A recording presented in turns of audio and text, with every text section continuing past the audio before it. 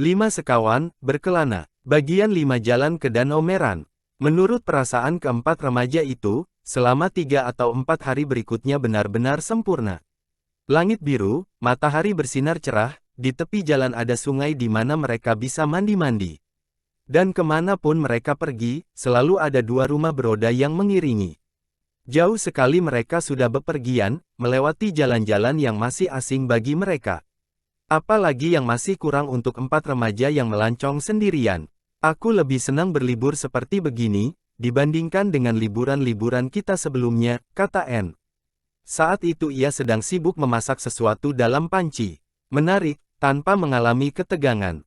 Dan walau Julian menyangka dialah yang memimpin rombongan kita, sebenarnya aku yang menjadi kepala. Kalian takkan pernah beres mengatur tempat tidur, atau memasak makanan, atau membersihkan karavan. Untung saja ada aku, jangan menyombong, kata George. Padahal ia agak merasa bersalah, karena memang Anne yang melakukan sebagian besar dari tugas sehari-hari. Aku bukan menyombong, kata Anne tersinggung. Aku cuma menyatakan kebenaran. Kau sendiri George, mana pernah sekali saja membereskan tempat tidurmu? Aku bukannya keberatan, aku senang bisa mengurus 2 rumah beroda. Kau memang pengurus rumah tangga yang baik, kala Julian memuji. Kalau kau tak ada, pasti kami tak mampu melakukannya. Air muka Anne menjadi merah karena bangga. Diangkatnya panci dari api unggun, lalu dituangkan isinya ke 4 buah piring. Ayo, cepat makan sementara masih hangat. Suaranya memanggil saat itu persis seperti suara ibu. Aku lebih suka makanan yang dingin, kata George. Tapi rasanya tak mau dingin-dingin juga, walau hari sudah sore. Mereka sudah 4 hari dalam perjalanan. Anne sudah tidak lagi terus-terusan menanyakan mana bukit-bukit tempat rombongan sirkus berkemah, karena masih belum tampak juga. Dalam hati ia bahkan mengharap takkan menemukan bukit-bukit. Ia sudah senang setiap hari menyusur daerah pedalaman yang begitu indah. Sementara Anne dibantu George mencuci piring di sebuah selokan yang coklat airnya, Julian mengambil peta. Ia menelitinya, diperhatikan oleh Dick. Kita sekarang kira-kira ada di sini, kata Julian sambil menunjuk satu tempat tertentu di peta. Kalau begitu, kelihatannya besok kita akan sudah sampai di bukit-bukit yang ada danau di lembahnya. Jadi besok mungkin kita akan berjumpa dengan rombongan sirkus. Bagus, sambut Dick. Mudah-mudahan saja Nobby Asa di sana. Dia pasti senang mengantarkan kita melihat-lihat. Mungkin pula akan bisa menunjukkan tempat perkemahan yang baik untuk kita. Ah, itu bisa kita temukan sendiri, kata Julian. Ia saat itu merasa agak bangga, karena tempat-tempat perkemahan yang dipilihnya ternyata selalu menyenangkan. Lagi pula aku tak ingin terlalu dekat dengan sirkus, karena mungkin baunya akan agak terlalu menusuk. Aku lebih senang di bukit, di atas mereka. Nanti akan kita cari tempat yang indah pemandangannya. Betul, kata Dick, sementara Julian melipat petanya lagi. Kedua anak perempuan kembali dengan perabot makan yang sudah tercuci bersih. Anne mengaturnya dengan rapi di atas rak yang ada dalam karavan merah. Trotter yang senang berteman dengan Timmy, mencari anjing itu. Mungkin hendak diajak bermain-main, tapi Timmy sedang berbaring di bawah karavan. Lidahnya terjulur. Anjing itu tak mau keluar walau Trotter mengendus-endus dekatnya. Lalu Trotter mencoba hendak menyusup ke kolong karavan. Tentu saja tidak bisa, karena tubuhnya terlalu besar. Akhirnya kuda itu merebahkan diri di balik bayangan karavan, sedekat mungkin ke tempat Timmy berbaring kepanasan. Si Trotter itu kuda yang kocak, kata Dick. Pantasnya ikut main dalam sirkus. Kalian lihat bagaimana ia bermain kejar-kejaran dengan Timmy kemarin, kata. Sirkus mengingatkan keempat remaja itu pada Nobby dan rombongan sirkus. Mereka mulai mengobrol dengan asyik tentang binatang-binatang yang ada di situ. Aku senang melihat gajah mereka, kata George. Namanya siapa ya? Aku juga kepingin memegang seekor monyet. Simpanse mereka pasti cerdik, kata Dick.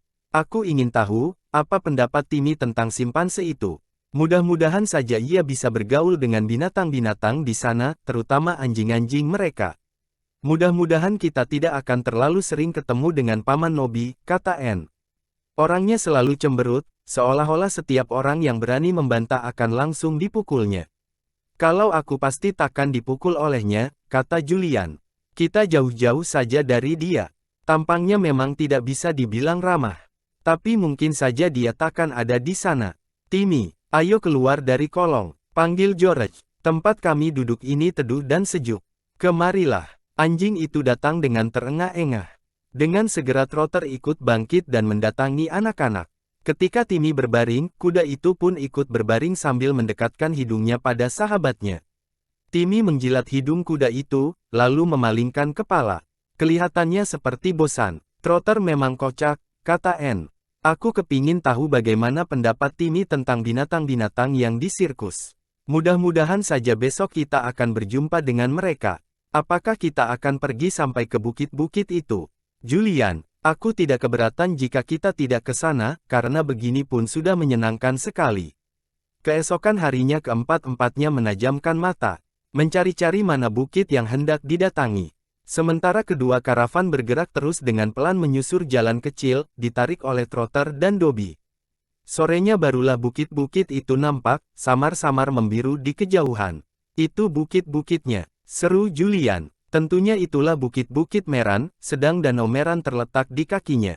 Mudah-mudahan saja kedua kuda kita cukup kuat menarik karavan-karavan mendaki bukit. Kalau kita mendaki cukup tinggi, kita akan bisa melihat pemandangan danau yang indah sekali. Mereka meneruskan perjalanan. Semakin dekat dengan bukit-bukit, nampaknya tinggi, indah kelihatannya disinai matahari sore. Julian memandang arlojinya. Kita tak punya waktu lagi untuk mendaki bukit-bukit itu lalu mencari tempat berkemah untuk malam ini di sana, katanya agak menyesal.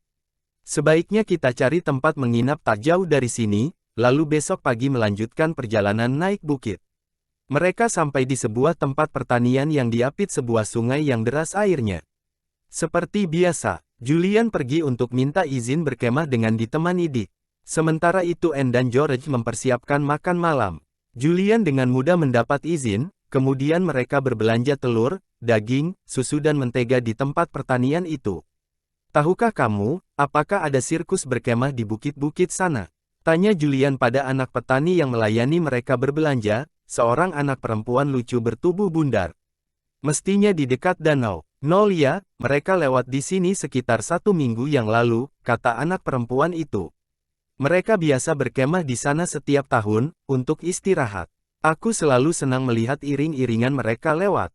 Di tempat sepi seperti di sini, jarang nampak keramaian seperti itu. Tahun lalu ada singa-singanya. Malam-malam terdengar jelas auman binatang-binatang itu. Seram, nyaris keriting tulang punggungku mendengarnya. Dick dan Julian minta diri, lalu pergi sambil cekikikan.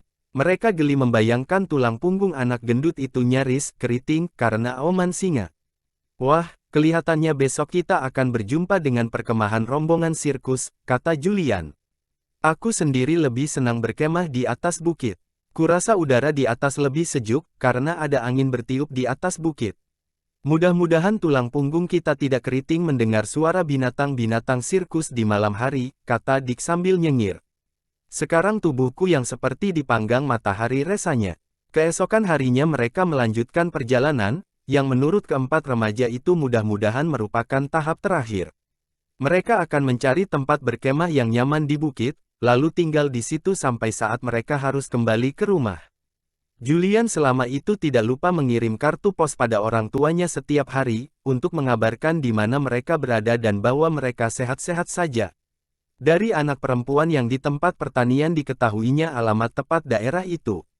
Ia berniat hendak menguruskan ke kantor pos terdekat agar menyimpankan surat-surat yang datang untuk mereka. Selama itu tentu saja mereka tak bisa menerima surat, karena selalu bergerak terus dengan karavan. Dobby dan Trotter melangkah beriringan, menyusur jalan sempit yang menuju ke bukit-bukit. Tiba-tiba George melihat sesuatu yang kelihatannya biru berkilat-kilat di sela pepohonan. Lihat! Itu danaunya, Danau Meran, serunya. Ayo, Ju, suruh Dobby berjalan lebih cepat. Aku sudah kepingin sekali melihat danau itu dari dekat. Tak lama kemudian mereka sampai di sebuah lapangan berumput. Lapangan itu melandai ke bawah, sampai ke tepi sebuah danau besar.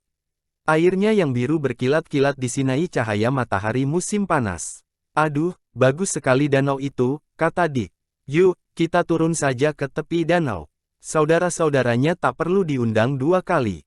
Mereka bergegas masuk ke karavan untuk mengganti pakaian dengan pakaian berenang. Tanpa sempat ingat untuk membawa handuk, mereka berlarian ke tepi danau. Mereka sudah tak tahan lagi, ingin cepat-cepat merendam diri dalam air yang sejuk. Air di sebelah tepi terasa hangat. Tapi di tempat yang lebih dalam, sejuknya menyegarkan tubuh. Keempat remaja itu sudah pandai berenang. Mereka bercebur-ceburan, berteriak-teriak karena senang. Dasar danau berpasir, sehingga airnya nampak jernih sekali. Ketika sudah capek berenang-renang, mereka menjemur tubuh di tebing pasir. Dengan cepat tubuh mereka kering kembali. Begitu merasa terlalu kepanasan, cepat-cepat mereka menceburkan diri kembali ke dalam air. Asyik. Enak sekali, setiap hari bisa mandi-mandi di sini. Kata Dick. Lihatlah, Timmy juga ikut asyik berenang-renang. Ya, dan Trotter juga ingin ikut masuk ke air, seru Julian. Lihatlah, karavan ditariknya sampai ke tepi danau. Kalau tidak cepat-cepat kita tahan, pasti akan masuk ke air. Mereka memutuskan untuk piknik di tepi danau. Kuda-kuda dilepaskan, agar bisa mandi jika kepingin. Tapi Dobby dan Trotter cuma ingin minum saja, lalu merendamkan kaki sampai setinggi lutut dalam air. Mana perkemahan sirkus? Kata George tiba-tiba, ketika sedang mengunyah roti berisi daging dan tomat. Kenapa tidak kelihatan? Anak-anak memandang ke sekeliling danau yang luas itu. Akhirnya mata George yang tajam melihat asap mengepul tipis ke udara, sekitar 1 atau 2 mil dari tempat mereka. Mestinya mereka berkemah di lembah sebelah sana, di kaki bukit, kata George. Kurasa jalan yang tadi menuju ke sana. Bagaimana jika menyusur jalan itu, lalu naik ke bukit yang di belakangnya? Setuju, kata Julian. Masih banyak waktu kita untuk bicara dengan Nobby, lalu mencari tempat berkemah yang baik sebelum malam tiba. Dan juga mencari tempat pertanian, di mana kita bisa membeli makanan. Pasti Nobby nanti akan kaget melihat kita.